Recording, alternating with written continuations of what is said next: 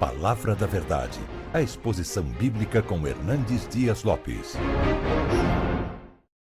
Irmãos queridos, é um grande privilégio poder partilhar com vocês nesta manhã a Palavra de Deus. Me sinto muito honrado de estar aqui com vocês. A minha expectativa é que o Deus de toda graça nos visite, nos reanime o coração e encha a nossa alma de fervor espiritual. Eu vou ler no texto de 1 Reis 17. 1 Reis 17. Eu não sei se o som está chegando a você. Está chegando bem? Está baixo? Quem poderia cuidar do som para nós? Eu também, está baixo aqui para mim. 1 Reis 17. Vai melhorando à medida que for falando, né?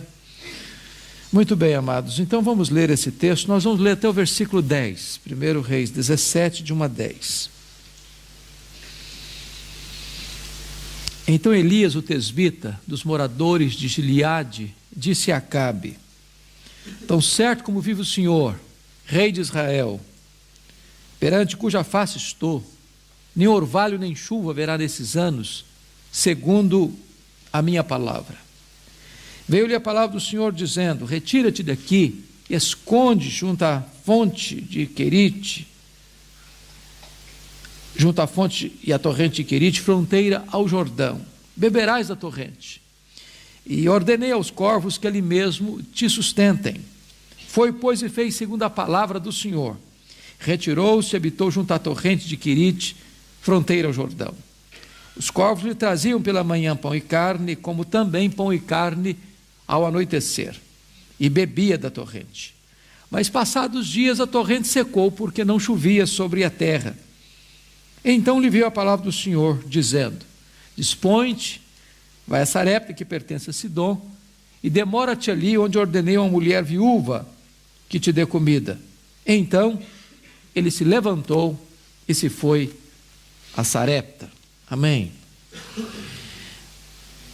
Queridos, afirmar hoje que nós estamos vivendo uma crise aguda, agônica, endêmica e sistêmica já não produz impacto em mais ninguém. A palavra de ordem hoje é a palavra crise. Há uma crise hídrica no planeta. E a preocupação não vai ser mais sobre petróleo, sobre comida. A preocupação deste século é o abastecimento de água. Até o Brasil, que era considerado um dos grandes mananciais do mundo, está vivendo uma crise sem precedentes. Estamos vivendo uma crise política ao redor do mundo, uma crise internacional de terrorismo, medo, pavor. Estamos vivendo uma crise de integridade grave, séria, avassaladora. Mas quando eu penso que Elias, há mais de 2.500 anos, viveu uma crise mais grave do que a que estamos vivendo hoje, me leva a refletir um pouco. Eu queria situar Elias no tempo e no espaço, para nós tirarmos desse texto algumas lições. Vocês se lembram que Israel teve 120 anos de monarquia, Reino Unido, sob os governos de Saul, Davi e Salomão. Com a morte de Salomão, em 931 a.C., seu reino foi dividido. E das 12 tribos, 10 seguiram a liderança cismática de Jeroboão I, formando o que nós conhecemos de Reino do Norte, Reino de Israel, cuja capital veio a ser Samaria. Esse reino durou 209 anos, de 931 a 722, tendo 19 reis, 8 dinastias diferentes, 8 famílias diferentes governando. O que é curioso é que nenhum desses reis andou com Deus. Todos foram maus, todos foram ímpios, todos foram idólatras, todos foram perversos. O que nos chama a atenção é que o rei que governa agora na época de Elias é considerado o pior rei de Israel. E se não bastasse isso, casou-se com a pior mulher do mundo. Jezabel era feiticeira, era assassina e era mandona, o rei era apenas um boneco na sua mão. Foi essa mulher quem impôs o culto a Baal em Israel, foi essa mulher quem perseguiu e matou os profetas de Deus, e é nesse tempo, portanto, de crise política, econômica, moral e religiosa, que Deus levanta não um partido, não uma denominação, Deus levanta um homem para fazer diferença em sua nação. Que homem é este? Eu gostaria de apresentá-lo a vocês nesta manhã. Primeiro, confira comigo o verso 1. Quando diz, então, Elias, o tesbita, dos moradores de Gileade, ele não está falando da família dele, do sobrenome dele. Ele está falando da procedência geográfica dele. Ele vem de Tisbé, um lugarejo completamente desconhecido, incrustado lá nas fraldas desta cordilheira de montanhas de Gileade. Quando você vai para o mapa, você não acha Tisbé. Tão pequeno é o lugar. Ele não vem de uma família rica, aristocrática. Ele não vem de uma escola de profetas. Ele não vem de uma família sacerdotal. Elias é um homem desconhecido, de uma família desconhecida, de um lugar desconhecido, mas um homem levantado por Deus. Eu aprendo aqui a primeira lição.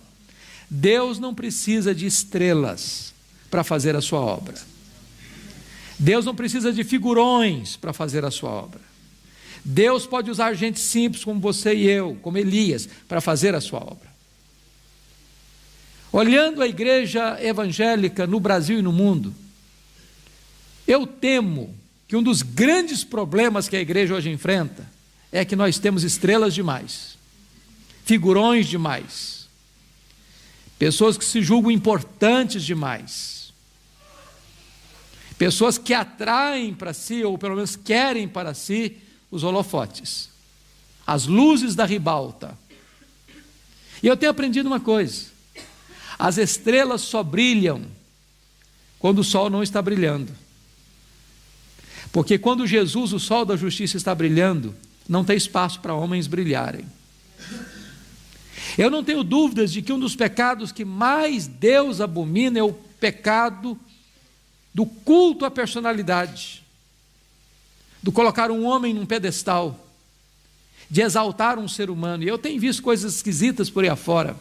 Eu conheço pastores, e quando eles vão chegando na igreja, entrando pelo corredor central, as luzes vão acendendo em cima dele. E o povo fica de pé para recebê-lo. Eu conheço pastores que pregam em púlpitos blindados, que só anda com capangas. Gente que se diz muito importante.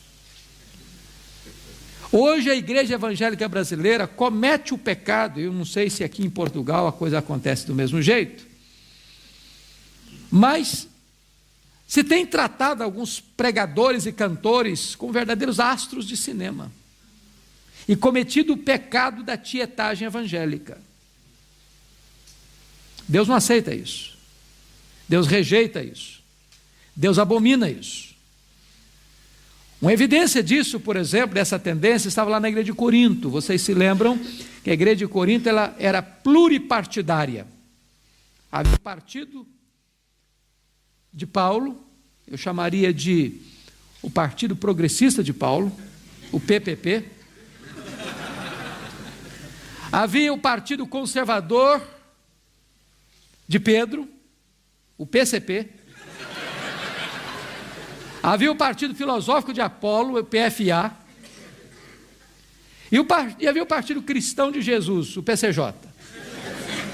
A igreja estava dividida, cada um seguindo um ícone.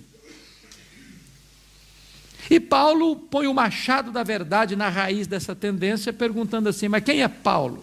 Quem é Apolo? Apenas servos por meio de quem vocês creram. Eu plantei, Apolo regou, mas o crescimento veio de Deus, de tal maneira que nem o que planta, nem o que rega é coisa nenhuma, mas Deus que dá o crescimento. Aí Paulo joga uma pá de cal nessa tendência, quando no capítulo 4, verso 1, ele diz que importa que as pessoas os considerem como ministros e como dispenseiros, e o que se requer dos dispenseiros é que eles sejam encontrados fiéis. Você sabe que a palavra ministro na língua portuguesa, é uma palavra muito pomposa. Muito pomposa. Se você falar no governo, você está falando no primeiro escalão do governo. Se você fala na igreja, você está pensando no líder espiritual, o pastor. Mas Paulo escolheu uma palavra muito interessante para falar de ministro. Há 3 palavras no grego para servo. A palavra diáconos, aquele que serve. A palavra doulos, o escravo. E a palavra huipereta, que é um escravo condenado à morte. E que antes de morrer tem que prestar um serviço. Eram os remadores de galés, que ficavam com os pés no tronco, acorrentados, que tinham que trabalhar até a exaustão, e mesmo depois de trabalhar, eram mortos. Esse era o huipereta. A palavra que Paulo usa para ministro, no capítulo 4, verso 1 de 1 Coríntios, não é diáconos, não é doulos, é huipereta. Paulo está dizendo com isso que não há espaço no coração do homem, nem na igreja de Deus, para qualquer ser humano se vangloriar. Porque na igreja de Deus só um é exaltado, só um é recebido com honra e glória. Este é o Senhor Jesus, o dono da igreja, o Senhor da igreja. Mas Elias chega para Acabe e diz para Acabe assim: Acabe, tão certo como viu o Senhor, em cuja presença eu estou, nem orvalho, nem chuva haverá nesses anos, segundo a minha palavra. E por que eu disse isso? Porque, na verdade, Baal era considerado o padroeiro da prosperidade, o deus das chuvas. Numa cultura agropastoril, quando eles faziam suas colheitas ou recebiam as crias das suas ovelhas, tributavam isso a Baal. Se Deus então fechasse as comportas dos céus para não chover e nem cair orvalho, Deus estava quebrando as pernas de Baal. Deus estava quebrando a espinha dorsal de Baal. Deus estava desconstruindo a imagem de Baal. Deus estava arruinando a reputação de Baal. Era uma palavra de juízo. Mas nota uma coisa, ele diz assim para Acabe: segundo a minha palavra, não vai chover e não vai cair orvalho. Olha, chove de vez em quando, mas o orvalho cai toda noite. Nenhuma coisa nem outra vai acontecer. E eu pergunto, por que Elias tem tanta certeza disso? Que garantia ele tem? E você não encontra a resposta nesse texto. Mas a resposta está lá em Tiago 5,17, quando diz: Elias orou com instância para não chover, e não choveu. Segunda lição que eu aprendo desse texto: você só pode ficar de pé diante dos homens se primeiro você se prostra diante de Deus. Elias só se levantou diante do rei, porque primeiro ele se prostrou diante do rei dos reis. Só prevalece na pregação quem prevalece na oração. E aí, irmãos, nós estamos vivendo uma crise na igreja evangélica, porque infelizmente nós separamos academia de piedade. Nós separamos pregação de oração. Nós temos verdadeiros gigantes do saber no púlpito e verdadeiros nanicos na vida de oração. Gente que tem muita luz na cabeça, mas gente que não tem fogo no coração. Gente que conhece muito a respeito de Deus, mas gente que não conhece e não tem intimidade com Deus. Eu posso lhes garantir isso, que é mais importante você ensinar alguém a orar do que você ensinar alguém a pregar. Porque se você não for um homem e uma mulher de oração, não haverá virtude do Espírito Santo na sua boca para pregar.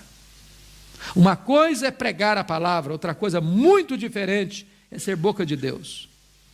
Os apóstolos entenderam isso. Quando lê em Atos 6,4, há um divisor de águas na história do cristianismo, quando os apóstolos resolveram e disseram: quanto a nós nos consagraremos. Quem completa para mim? A oração e ao ministério da palavra. Você já perguntou por que está nessa ordem? Você já perguntou por que não está assim? Quanto a nós nos consagraremos ao ministério da palavra e à oração? Eu vou lhe fazer uma pergunta e eu espero que você não responda. Pense. O que é mais importante? Oração ou o ministério da palavra? Difícil de responder isso. A melhor resposta que eu já encontrei até hoje é esta: Deus dá tanto valor, tanta primazia ao ministério da palavra, que Ele colocou oração em primeiro lugar. Sabe por quê? Porque se você não for um homem de oração, se você não se prostrar primeiro diante de Deus, você não terá poder para se levantar diante dos homens. Sem oração não há poder para a pregação. Mas aí você nota no verso 2 e 3 do texto lido, uma transição radical, uma transição abrupta, e parece-nos um anticlímax. Porque notem vocês que Elias sai do anonimato, e ele começa o seu pastorado, o seu ministério profético, pregando para o rei, no palácio do rei. Eu acho que muitos de nós passarão o ministério inteiro sem nunca pregar no palácio do rei, para o rei. Pois Elias começa o ministério dele pregando para o rei. Agora Deus pega o Elias e diz: agora, meu filho, você vai se esconder. Agora você vai para um deserto, vai ficar na solidão. Vou apagar todas as luzes da ribalta, vou tirar você do palco, vou mandar você para um lugar que ninguém vai te ver, você não vai ver ninguém, você vai ficar num deserto. E mais, eu vou mandar os garçons voadores para levarem comida para você. E você vai se alimentar e se abastecer da fonte lá. E é isso. E aí você fica pensando: meu Deus, mas como é que faz um negócio desse? Porque todo pregador gosta da multidão e não da solidão. Ele quer caminhar na direção das pessoas e não na direção do recolhimento da alma. O deserto não nos promove, o deserto nos humilha. O deserto não nos exalta, o deserto nos rebaixa. O deserto nos reduz a nada. O deserto, entretanto, não é um acidente de percurso, é uma agenda de Deus. É Deus quem nos matricula na escola do deserto. E a escola do deserto é a escola superior do Espírito Santo, onde Deus treina os seus líderes mais importantes. Na escola do deserto, Deus trata conosco. Sabe por quê? Porque Deus está mais interessado em quem você é do que no que você faz. Vida com Deus precede trabalho para Deus. A maior prioridade sua e minha não é fazer a obra de Deus. A maior prioridade nossa é conhecer e andar com Deus da obra, porque o Deus da obra é mais importante que a obra de Deus. Então Deus nos matricula na escola do deserto, e o currículo dessa escola é a nossa própria vida.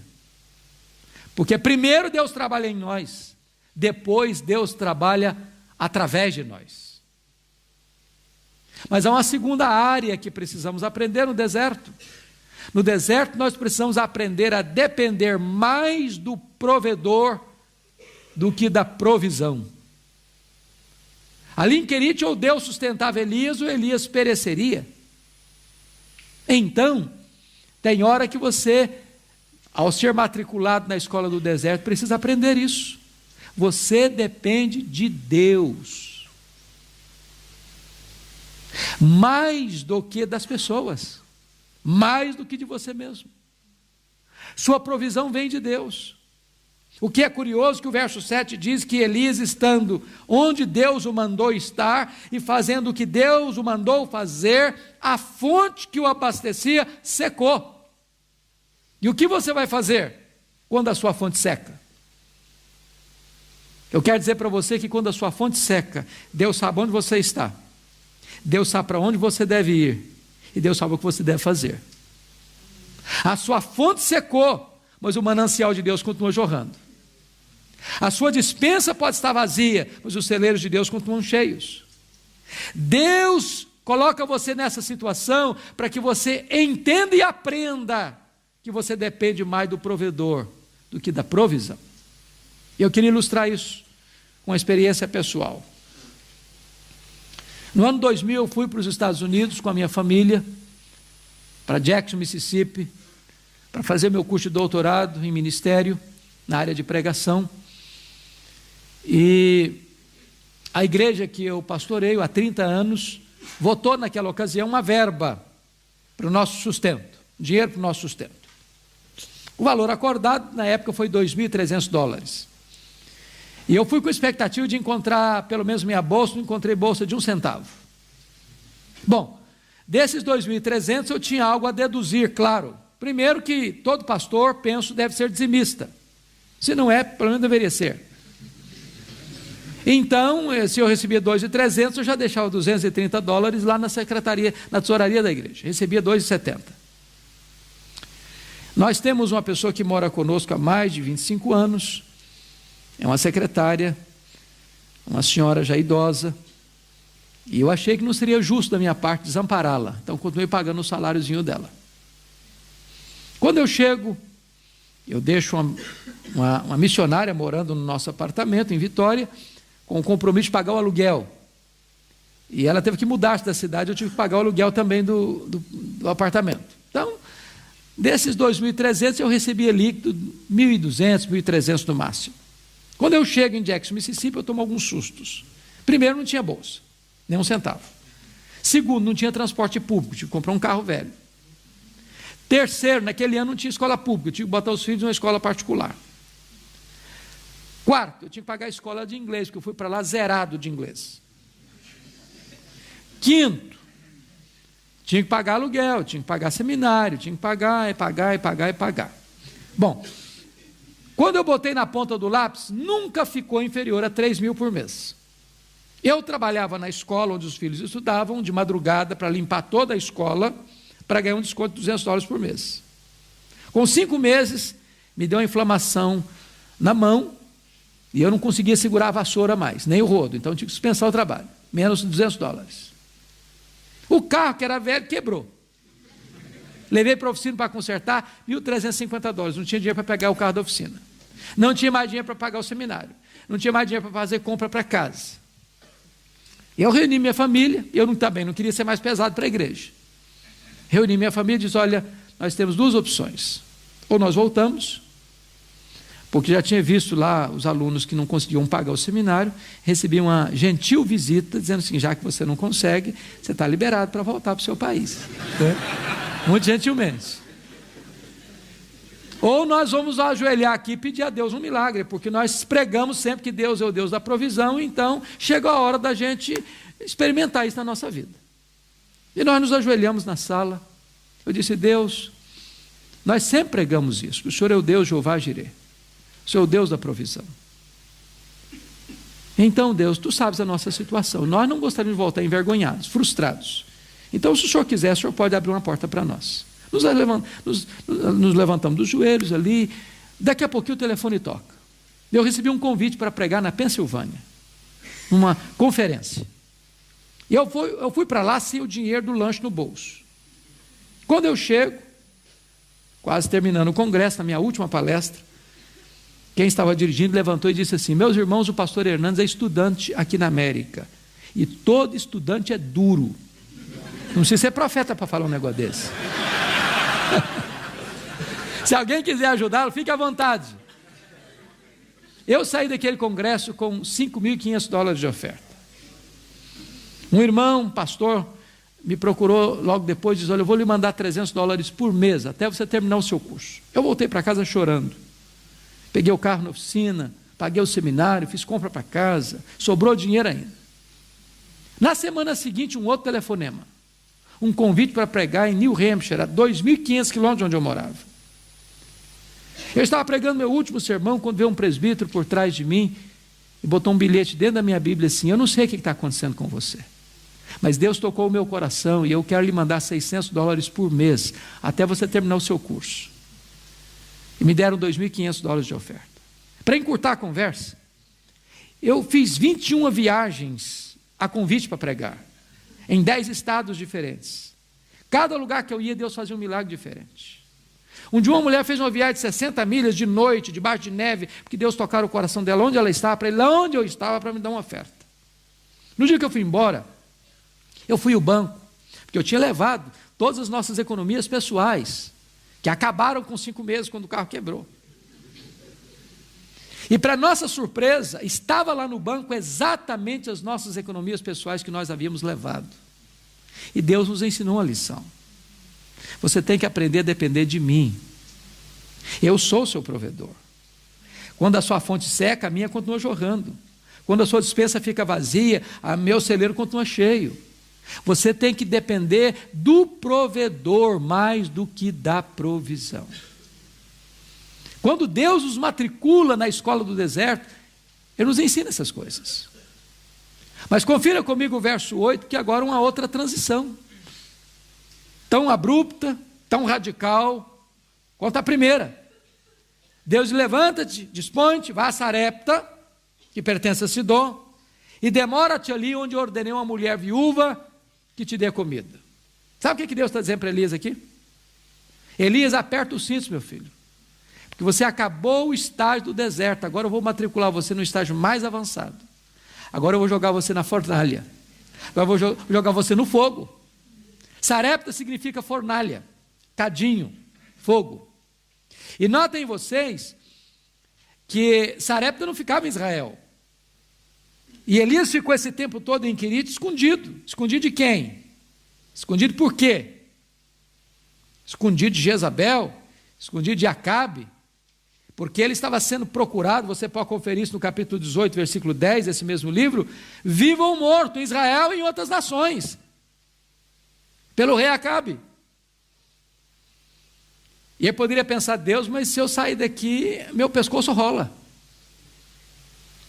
Mas o Deus que envia é o Deus que protege. E Deus parece que tem senso de humor, porque o que Deus diz para Elias não faz sentido. Se Deus dissesse assim para Elias, Elias, vá para Sarepta, porque lá eu quero que você sustente uma mulher viúva. Ele podia pensar assim, pelo menos eu tenho um ministério, vou sustentar uma mulher viúva. Mas o que Deus diz para ele é o contrário, vá, porque lá eu ordenei uma mulher viúva que te dê comida. E ele sai de Querite para não morrer de sede e quase morre de fome em Sarepta, porque a mulher que vai dar comida para ele está morrendo de fome. Sabe o que Deus está dizendo para Elias, meu filho? Eu sou o seu provedor. Você tem que confiar em mim. Você tem que confiar em mim. Às vezes, irmãos, nós dependemos das viúvas, porque elas são os instrumentos que Deus levanta para nos sustentar. Para nós entendermos que a nossa dependência é de Deus, mais do que qualquer outra fonte. O que eu acho bonito nessa experiência da viúva é que essa viúva conheceu a Deus na cozinha. Na minha cabeça, a Bíblia não detalha isso, mas na minha cabeça, sabe o que aconteceu? Eu acho que Deus não multiplicou um saco de trigo e nem um tonel de azeite para aquela mulher. Na minha cabeça, toda vez que ela ia fazer a refeição, ela pegava lá a vasilha da farinha, a botija do azeite, e usava. E olhava para a vasilha e olhava para a botija, o mesmo nível, não abaixou. Aí na semana seguinte, usava, olhava do mesmo jeito. No outro mês, do mesmo jeito. Do mesmo jeito. Sabe o que significa isso? Deus é o Deus que ainda hoje multiplica a farinha na nossa panela e o azeite na nossa botija.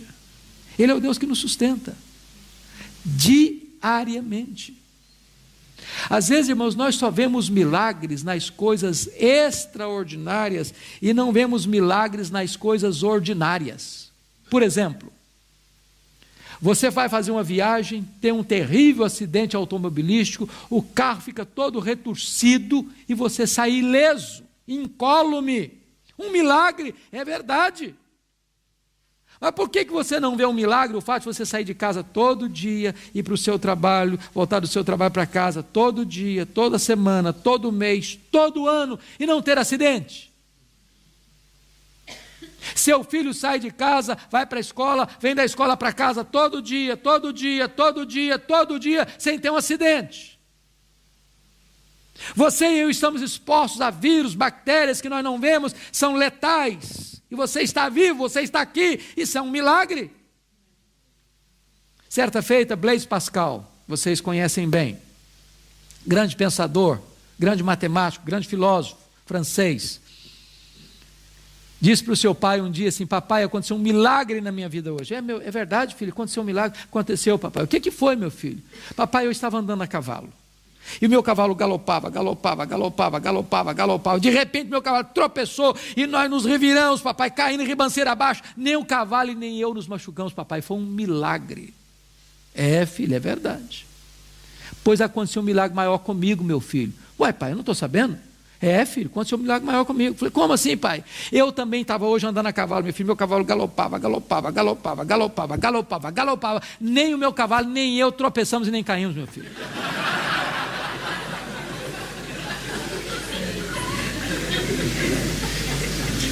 Às vezes, você não vê o sustento diário da sua casa como um milagre de Deus. Às vezes você não vê o fato de você dormir e acordar todo dia, toda noite, como um milagre de Deus. Às vezes você não vê o fato de seu filho ir para a escola e voltar da escola todo dia, como um milagre de Deus. Deus é o Deus que age extraordinariamente na ordinariedade da nossa vida. Mas é curioso que na mesma casa onde acontece um milagre, também acontece uma tragédia. Porque o filho único dessa viúva adoece e morre. E aqui nós encontramos um fato interessante, porque vocês bem sabem que na nossa geração há muitos pregadores que, em nome de uma fé robusta, beiram a heresia e a apostasia, quando diz que não, se você é um crente verdadeiro, batuta mesmo, você não pode ficar doente. Porque Jesus, como levou os seus pecados, levou também as suas doenças. Então, já que você é justificado pela fé, então você também tem que declarar: estou curado e pronto. O problema é que alguns desses pregadores ficam doentes e têm que ir escondidos para o hospital. Eu quero dizer para você que crente enfrenta problemas. Crente bate carro. Aqui não, mas no Brasil enfrenta bala perdida na rua. Crente é mandado embora do emprego. Crente fica doente. Crente enterra os seus mortos. Crente chorador do luto. Vida cristã não é uma estufa espiritual. Você não está blindado. Jesus nunca prometeu, nem para você nem para mim, que nós não teríamos problemas aqui, que nós não teríamos aflições aqui. O que Ele prometeu é estar conosco todos os dias, até a consumação dos séculos. Agora, o que é mais interessante para mim nesse texto é que a viúva bota a culpa em Elias, da morte do seu filho. E aqui tem um mecanismo psicológico muito curioso, que a gente chama de projeção ou transferência. Isso vem lá do Éden. Você que é pastor sabe disso.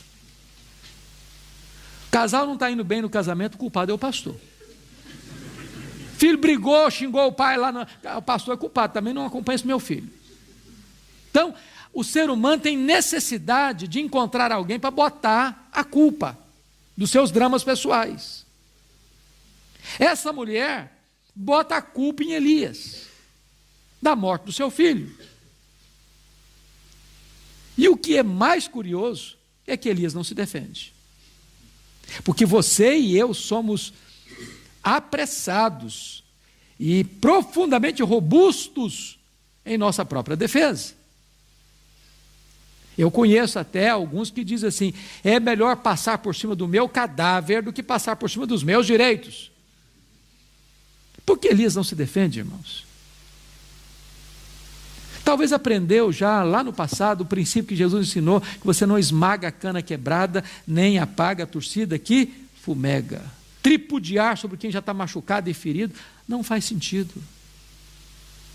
Elias se cala, Elias não se defende, Elias não quer ferir ainda mais essa mulher. A única palavra que Elias diz para essa mulher é o seguinte: me dê seu filho morto aqui, transfira para os meus braços a sua dor. E ele leva o menino para o quarto, fecha a porta, ele abre o bico. Lá ele fala e fala muito. Lá ele fala com Deus, nos ensinando um princípio, que se nós orássemos mais, nós nos defenderíamos menos. Se nós orássemos mais, nós brigaríamos menos. Se nós orássemos mais, nós iríamos mais os milagres de Deus acontecendo. E o que me impressiona ainda é que Elias tem coragem de pedir um milagre inédito para Deus, porque não tem registro de ressurreição até então. E eu fico pensando se você e eu fôssemos orar por um pedido inédito na história hoje. Chamar-nos-iam de heterodoxos, de hereges, de desequilibrados emocionais. Mas Elias ora, e o que é mais espantoso é que Deus responde e ressuscita o menino. Agora pense comigo, se Elias fosse um dessas estrelas de hoje, o que é que ele faria? Saindo do quarto com o menino vivo nas mãos. Eu acho que a primeira coisa que ele faria era convocar uma coletiva da imprensa. Ah, sim, com certeza. Segundo expediente dele era espalhar um monte de outdoor na cidade de Sarepta. Dizer, agora sim tem um profeta nessa terra. Terceira coisa que ele faria era fazer um discurso de alto elogio, antes de devolver o menino para a mãe. Quarta coisa que ele faria era bater palma para ele mesmo. Quinta coisa que ele faria, um solo do hino Quão Grande És Tu, diante do espelho. Não tem nada disso. Simplesmente devolve o filho e diz, o teu filho vive. Sabe o que significa isso? Se Deus está usando a sua vida, bote a boca no pó. Porque Deus não divide a sua glória com ninguém. Porque tudo vem dele, tudo é por meio dele e tudo é para ele. Toda a glória dada ao homem é glória vazia, é vanglória, é idolatria, é abominação para Deus. Mas note outra coisa. O último versículo deste capítulo diz algo maravilhoso. Quando você honra Deus, Deus honra você. Porque agora esta mãe, recebendo o filho, diz assim, agora eu sei que tu és homem de Deus, e que a palavra do Senhor na tua boca é verdade. Meus irmãos, isso me faz tremer os joelhos até hoje. Por duas razões. Primeiro, como é que você e eu somos conhecidos? O que as pessoas falam de nós? O que elas pensam sobre nós? O que elas conhecem a nosso respeito? Porque pode ter duas coisas. Primeiro, as pessoas podem nos chamar de homens de Deus porque não nos conhecem. Se nos conhecessem, sairiam correndo afastadas, com muito medo. Quem nós somos? Quem nós somos? Você conhece um homem de Deus, não é debaixo dos holofotes. O homem de Deus é aquele que ele é com a porta do quarto trancada. Esse é o homem de Deus. Você nunca é maior do que quando você é na solidão.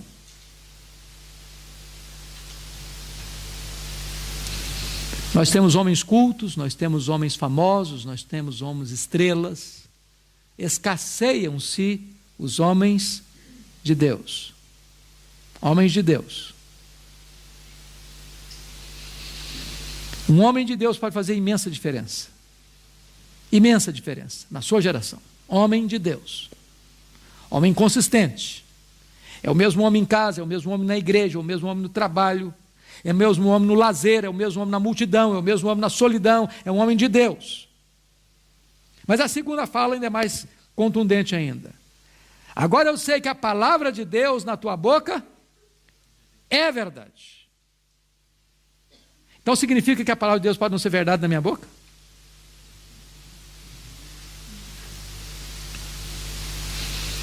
Irmãos queridos, prestem bem atenção, uma coisa é proferir a palavra de Deus, outra coisa é ser boca de Deus.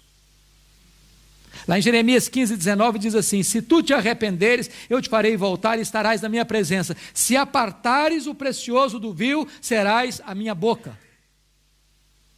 Vocês já pararam para perceber que alguma pessoa chega, um pregador chega e prega uma verdade, não acontece nada. O outro chega e prega a mesma verdade e os corações se derretem? Por que isso? É porque um é boca de Deus, o outro não é. Lá no Brasil, não sei se tem alguém do Brasil aqui que chegou a conhecer. Alguém tem brasileiro aqui? Só tem alguns. Um pastor presbiteriano muito querido, já falecido, morreu com mais de 90 anos, pastor Antônio Elias. Alguém chegou a conhecer Antônio Elias aqui? Alguns conheceram. Antônio Elias era um pastor muito simples. Pregava um sermão muito simples, mas havia um fato. Toda vez que esse homem pregava, ele pregava chorando e o auditório debulhava em lágrimas. Quando ele terminava de pregar, o povo estava se derretendo diante de Deus. E ele estava pregando um dia num congresso, conferência como essa, há muita gente. Aí quando ele terminou de pregar, oportunidade para as pessoas fazerem perguntas a ele, ele levantou um irmão e perguntou: pastor, o senhor é um homem de Deus, o senhor nos ajuda a entender um assunto tão complexo para nós, explica para nós, em detalhes, esse negócio de unção, o que é isso? O que é unção, pastor? Unção, o que é isso? E este se levantou e disse: meus irmãos, é muito simples. Unção significa o seguinte: é que uns são, outros não são. Isso é isso, é só isso, pronto.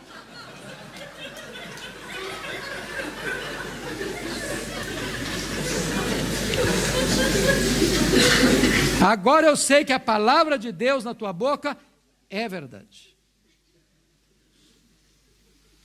Não sei se você já parou para perceber. Os maiores e melhores sermões da história estão disponíveis no nosso vernáculo.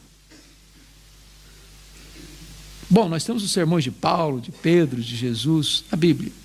Temos os sermões de João Crisóstomo, sermões de Aurélio Agostinho, sermões de João Calvino, sermões de Martinho Lutero, sermões de John Owen, sermões de Jonathan Edwards, sermões de João Wesley, sermões de Charles Haddon Spurgeon, sermões de Mark Lloyd Jones, e etc, e etc, e etc.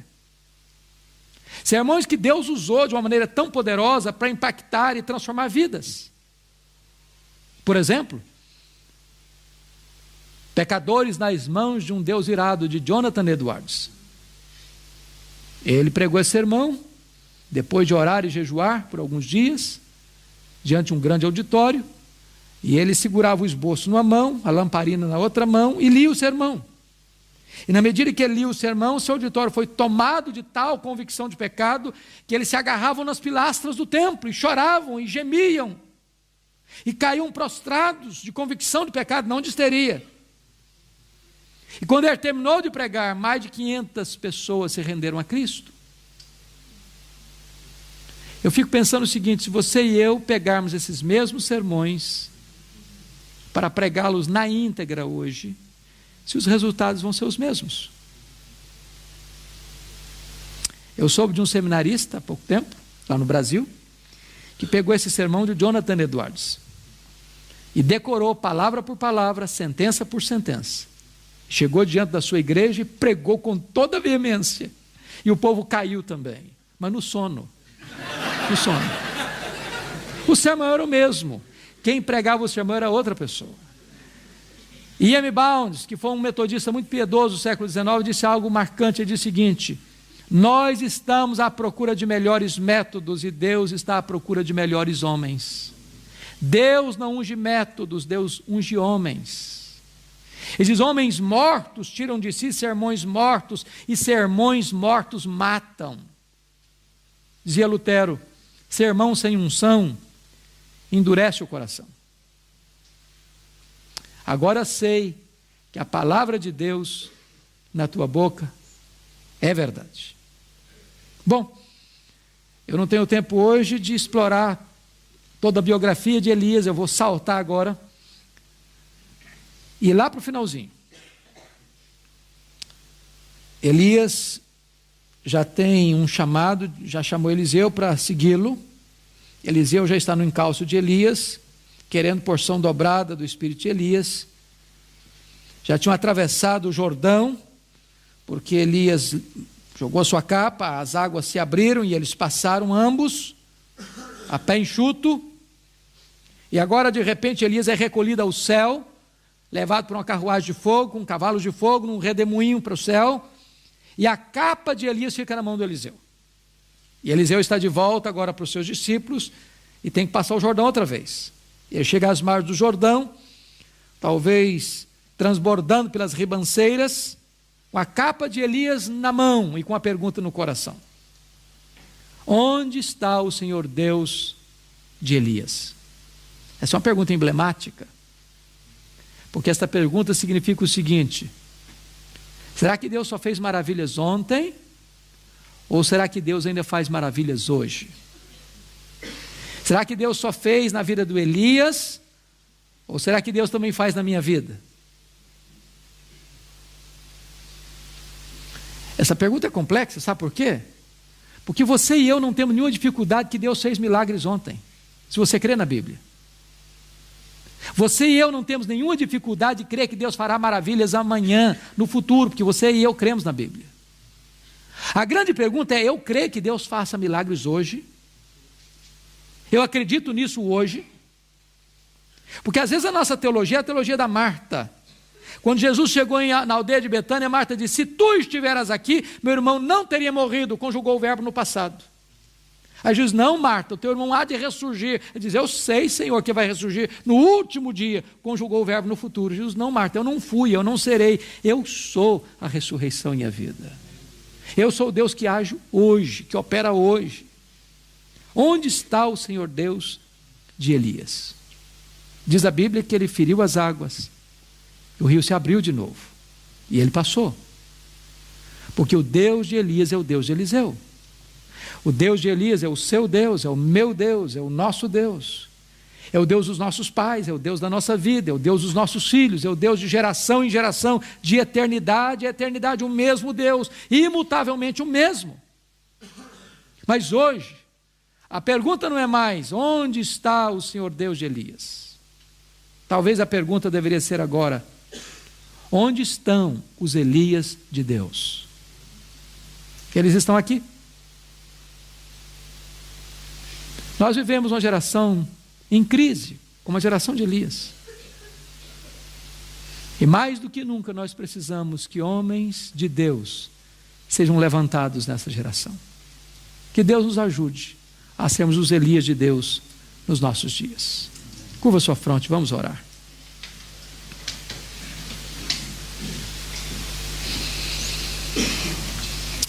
Rendemos-te graças, Pai, pela tua palavra, porque ela é a verdade, e ela nos santifica, e ela é poderosa, e a tua voz é irresistível. Deus, nós estamos aqui carentes da tua graça, necessitados de um toque da tua mão, porque nós não queremos, Deus, botar o nosso ministério no piloto automático, sem experimentar a manifestação extraordinária do teu poder na nossa vida. Nós não queremos apenas ouvir falar, nós queremos experimentar. Nós não queremos nada que não venha da tua parte, mas nós não queremos também ficar aquém daquilo que tu tens para nós. Então, Deus, por amor do teu nome, revela-te a nós, manifesta-te a nós. Não estamos falando daquela presença que tu tens em toda parte do universo, porque tu és onipresente. Nós estamos falando daquela presença manifesta, poderosa, inconfundível, impactante, para fazer uma mudança radical na nossa história, para ser um divisor de águas na nossa vida. Nós não queremos, Deus, viver uma vida rasa, medíocre, pobre espiritualmente, escassa. Nós queremos ser como José um dia foi definido como um ramo junto à fonte. Nós queremos florescer para a glória do teu nome. frutificar para a glória do teu nome. Nós queremos muito fruto para que tu sejas glorificado em nós, ó Pai, e sejamos conhecidos como discípulos do Senhor Jesus. Dá-nos a graça de vivermos de tal maneira neste mundo mau e corrompido, que sejamos conhecidos como homens e mulheres de Deus. Dá-nos a graça de, ao abrirmos a nossa boca, a tua palavra ser uma palavra viva, poderosa, impactante nos corações, como foi na boca de Elias. Restaura a nossa sorte, restaura a nossa vida, restaura a nossa família, restaura o nosso ministério, reaviva-nos, ó Deus, para a glória do teu nome. Em nome de Jesus. Amém. Amém. Deus abençoe, amados. Obrigado. Palavra da Verdade, a exposição bíblica com Hernandes Dias Lopes.